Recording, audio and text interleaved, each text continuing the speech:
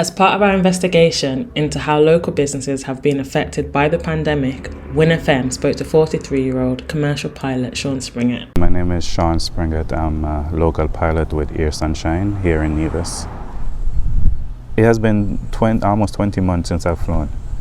The pandemic really in St. Kitts and Nevis, I think, has turned into a life or death situation, if I can be that extreme. It was on the media. We knew it was coming, but we didn't know enough about it to know that it would have the kind of effect that what really transpired.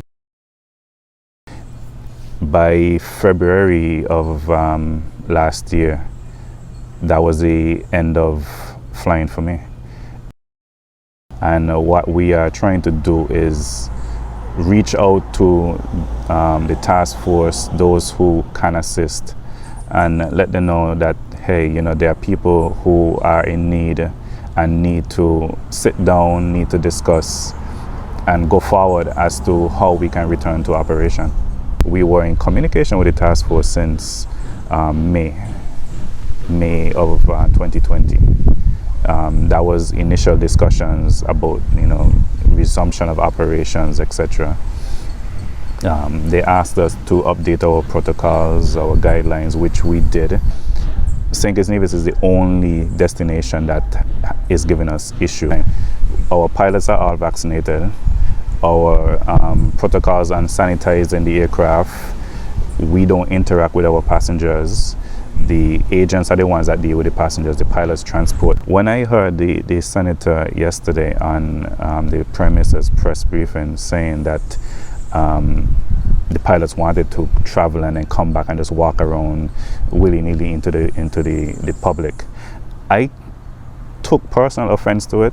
On the issue of the pilots, I would have checked with the chairperson of the COVID-19 task force, Mr. Abdia Samuel, and he has confirmed that there is no recent proposal from local pilots before the task force. Having said that, there would have been a proposal that would have been received by the task force many, many moons ago, at a time when we weren't even at the point of having vaccination.